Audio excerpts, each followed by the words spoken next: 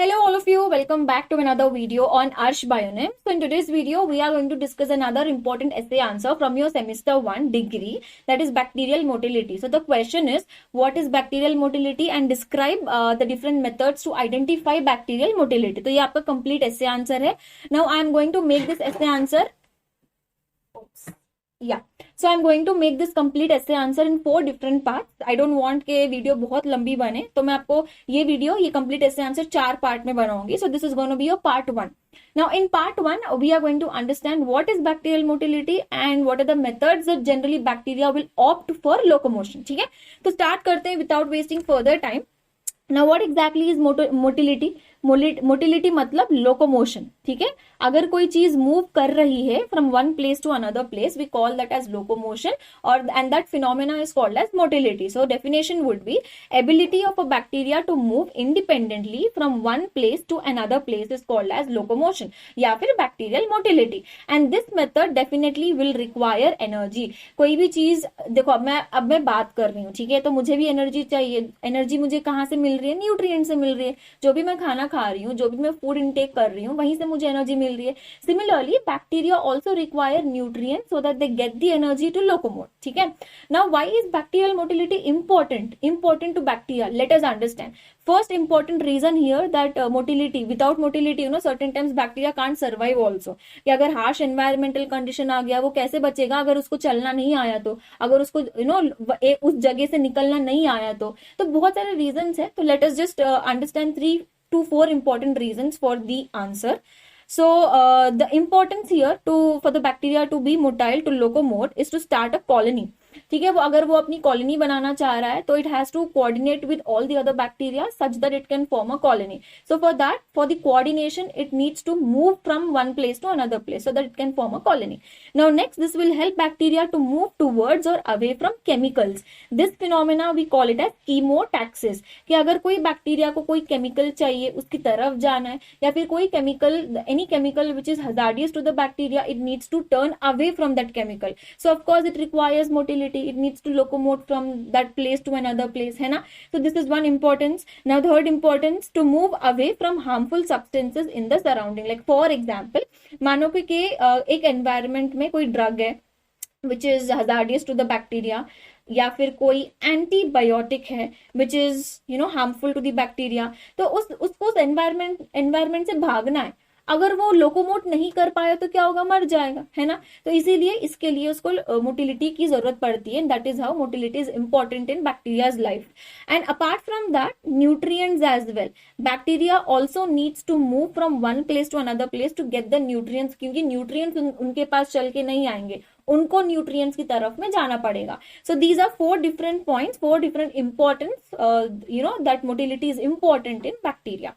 ठीक है, अब डिफरेंट मेथड्स हम पढ़ते हैं बैक्टीरिया के. Like what are the different methods via which they keep moving from one place to another. One is run and tumble method, second is gliding, swarming and twitch method. इसको मैंने compare करके एक table में डाल दिया है सब कुछ. आप चाहे तो आंसर ऐसे ही लिख देना, या फिर आपको लेंथ वाइज आंसर बताना है लंबा करके, तो आप उसको अलग अलग करके हेडिंग डाल के लिख देना. बट आई वुड सजेस्ट कि कंपेयर करके ही बता दो, ताकि जो भी आपका पेपर करेक्ट कर रहा है ना, उसको ये बात समझ आ जाए कि आपको सारी चीजें पता है. ठीक है, सो लेट अस स्टार्ट. मैंने क्या क्या हेडिंग डाली है? Type, mechanism, surface required to understand the type of movement by bacteria. ठीक है, an example. Now first method is run and tumble method. Now for run and tumble, flagella is required.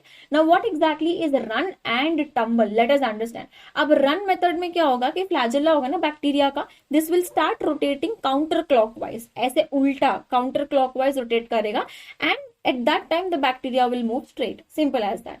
Tumble method क्या होगा? The bacteria will rotate the flagella clockwise. ठीक है, and in that direction जब भी ये clockwise अपना flagella को फिराता है, this will change the direction. Simple as that. यहाँ पे इमेज है, आप यहाँ पे इमेज पे भी देख लेना. देखो, ये है फॉरवर्ड रन, ये है tumble. Forward run basically counter clockwise ऐसे जाएगा. टम्बल मेथड क्या होगा? क्लॉकवाइज डायरेक्शन में ये रोटेट करेगा. तो टम्बल क्या करेगा? सीधे जाते जाते अगर बैक्टीरिया को मारना है टर्न, तो टम्बल मेथड अप्लाई करेगा. अगर बैक्टीरिया को सीधे जाना है तो वो काउंटर क्लॉकवाइज रोटेट करेगा. ठीक है, सो ये डायग्राम है। अब कौन से वाले मीडिया में हम इसको समझ सकते हैं इन लैबोरेटरी इजीली? लिक्विड मीडिया में, example E coli and bacillus. This is about run and tumble. Now next method is gliding movement. Now for gliding movement no flagella is required, but instead they are different proteins that will help in movement of bacteria. जैसे worm जैसे चलता है ना ऐसे glide करते हुए surface पे, तो वैसे ही ये बैक्टीरिया भी ऐसे ग्लाइड करते हुए मीडियम पे चलेगा। फ्लैजेला इसमें नहीं है। ग्लाइडिंग मूवमेंट पे ज्यादा इंफॉर्मेशन नहीं है बिकॉज अभी भी शायद ये मैकेनिज्म समझ रहे हैं, तो ज्यादा ये मैकेनिज्म को समझाते हुए ज्यादा बुक्स नहीं मिले मुझे। बट प्रोटीन्स के बारे में बुक्स में मेंशन किया गया था। All those proteins as of now I am not discussing in the video because मैं वीडियो को एज एन ऐसे आंसर को ध्यान में रखते पढ़ा रही हूँ, ठीक है। बाद में फिर कभी इसके जब मैकेनिज्म क्लियरली बुक में प्रिंट होगा तो वो समझ के मैं आपको ये फैक्टर्स भी समझा दूंगी प्रोटीन्स एंड ऑल के बारे में, लाइक कौन से प्रोटीन्स है जो ग्लाइडिंग मूवमेंट में हेल्प करता है, वरना अभी के लिए इतना काफी है। And also you can add one point कि ऐसे बैक्टीरिया जो ग्लाइडिंग मूवमेंट करते हैं ना, ये बायोफिल्म्स बनाते हैं। This will help in formation of biofilms. Now, how can we understand gliding movement on a solid media or on a semi-solid media? For example, mycoplasma. Simple as that. Now, next is swarming movement. Now, swarming movement, for that it requires flagella. ठीक है।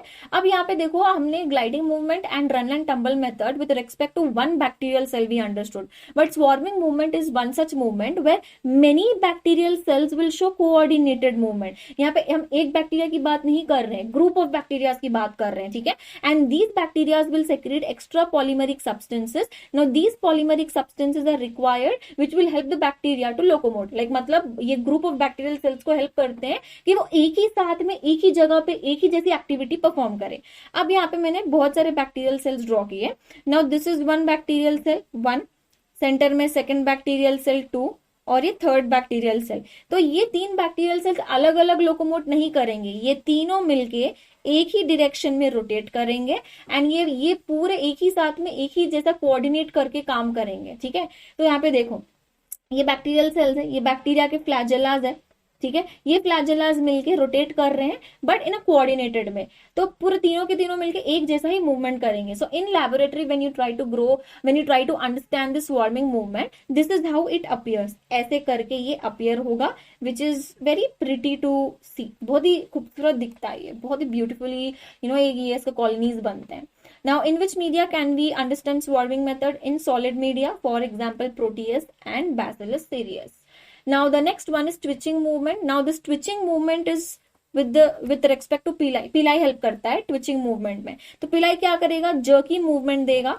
Basically, pili extend करेगा फिर retract करेगा, ठीक है। So, for example, let me make you understand. ये pili है, pili ऐसे extend हुआ, फिर पिलाई अपने आप को पीछे खींच लेगा ऐसे, ठीक है। वो एक्सटेंड भी कर रहा है, अपने आप को ऐसे पीछे भी खींच रहा है। तो this will kind of give jerky movement and this movement we call it as twitching. तो देखो ऐसे करके ऐसे आगे आया एंड देन ऐसे थोड़ा थोड़ा पीछे करके ऐसे पीछे आ जाएगा, तो आगे जाएगा फिर अपने आप को पीछे खींच लेगा, फिर आगे जाएगा फिर अपने आप को पीछे खींच लेगा। This is called as twitching movement. And in which media can we generally see twitching movement clearly? In laboratory, that is solid media. For example, Pseudomonas aeruginosa. So these are all different methods via which bacteria generally move from one place to another place. Now, methods to identify this bacterial motility, मैं हर method को अलग अलग video में cover करूंगी। तो in next video, I would be explaining you about hanging drop method. Now, one such method via which I can identify the motility of bacteria. So until then, I hope the video was very clear and understandable.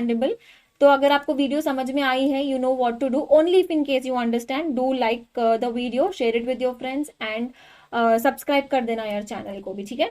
तो अगर चाहे तो आप screenshot भी ले सकते हो। ओह video got stuck. हाँ, अगर आप चाहे तो ये स्क्रीनशॉट भी ले सकते हो क्योंकि कंपैरेटिव टेबल एक ही जगह पे है, ठीक है, right. Alright, so bye guys, that's it in this video. Let's meet in the next video, that is part 2. Bye bye.